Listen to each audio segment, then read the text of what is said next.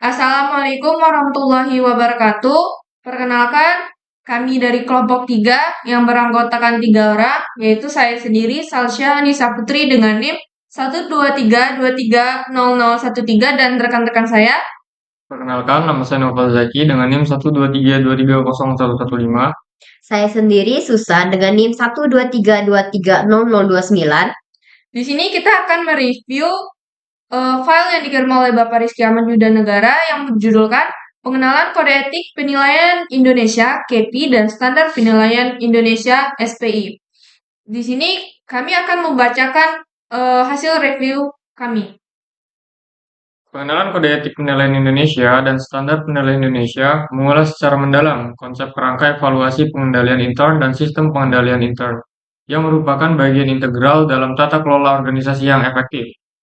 KEPI berfungsi sebagai panduan dalam menilai efektivitas sistem pengendalian internal, sedangkan SPI mencakup mekanisme yang diterapkan untuk memastikan operasional organisasi berjalan sesuai dengan standar dan regulasi yang telah ditentukan.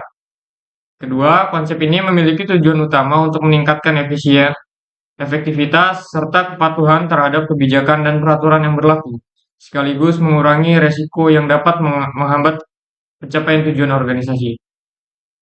Dokumen ini juga menyoroti berbagai tujuan utama dari sistem pengendalian internal, di antaranya menjaga keandalan dalam penyusunan laporan keuangan, melindungi aset organisasi dan dari penyalahgunaan atau resiko kehilangan, meningkatkan efisiensi dalam proses operasional, serta memastikan bahwa seluruh aktivitas organisasi sesuai dengan regulasi yang telah ditetapkan. Untuk mencapai tujuan-tujuan tersebut, pengendalian internal harus diterapkan secara menyeluruh di setiap aspek organisasi dengan pendekatan yang sistematis, terstruktur, dan berkelanjutan. Oke, di sini saya akan melanjutkan review yang telah dijelaskan oleh Novel Zaki tadi. Jadi, salah satu kerangka kerja yang digunakan dalam KEPI dan SPI itu adalah COSO Framework, yang terdiri dari 5 komponen utama saling berkaitan. Lingkungan pengendalian itu mencakup budaya organisasi serta kebijakan yang menjadi dasar dalam membangun sistem pengendalian internal yang kuat. Lalu ada penilaian risiko, itu berperan dalam mengidentifikasi dan menganalisis berbagai potensi risiko yang dapat menghambat pencapaian tujuan organisasi. Lalu ada kegiatan pengendalian, itu mencakup prosedur dan kebijakan yang dirancang untuk mengurangi serta mengatasi risiko yang telah teridentifikasi. Ada informasi dan komunikasi, itu berfungsi untuk memastikan bahwa seluruh data dan informasi relevan dapat tersampaikan secara efektif kepada pihak-pihak yang berkepentingan.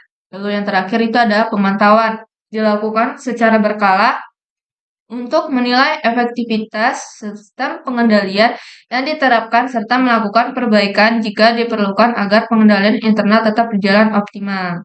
Di dalam penerapan KEPI dan SPI ini, dia membutuhkan pendekatan yang komprehensif dan terintegrasi. Langkah yang kita perlu lakukan adalah membangun sistem pelaporan yang transparan dan akurat, melakukan audit internal secara berkala, gunanya untuk mengevaluasi kepatuhan terhadap kebijakan pengendalian, serta memanfaatkan teknologi dalam mendukung sistem pengendalian internal agar lebih efisien. Nah, selain itu dia ada peningkatan kapasitas dan pelatihan bagi personal yang bertanggung jawab atas implementasi KEPI dan SPI ini dalam memastikan keberhasilan sistem ini. Namun, masih terdapat berbagai tantangan yang dihadapi di dalam implementasi KEPI dan SPI ini.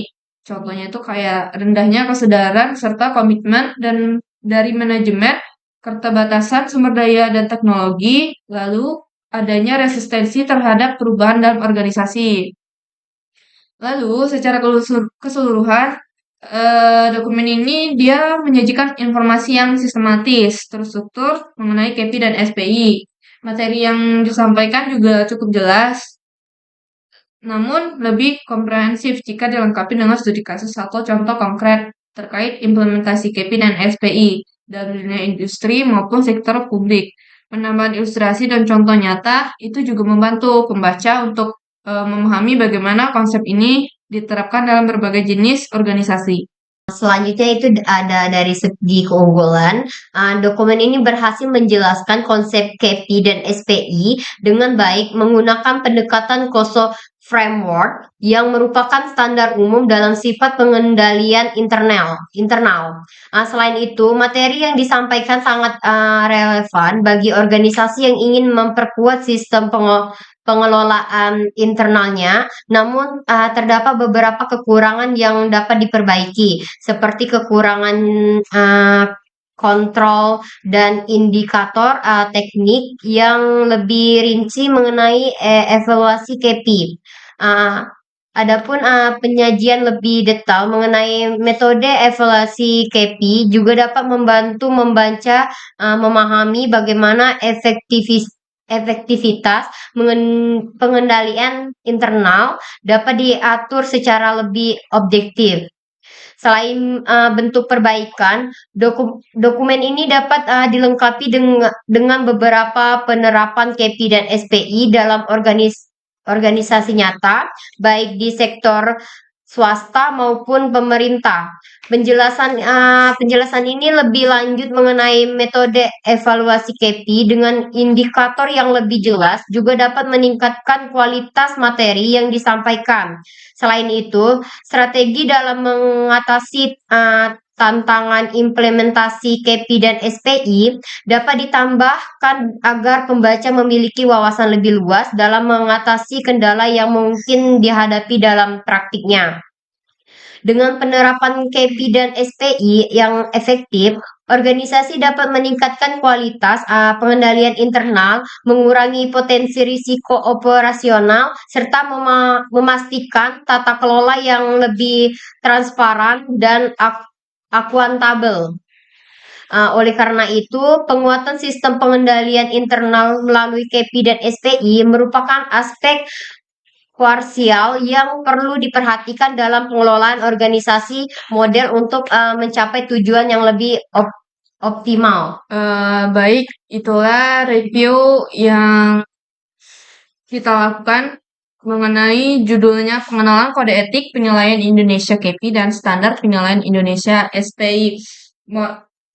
Dari kelompok 3, kami mohon maaf apabila ada kekurangan. Kami ucapkan terima kasih. Wassalamualaikum warahmatullahi wabarakatuh.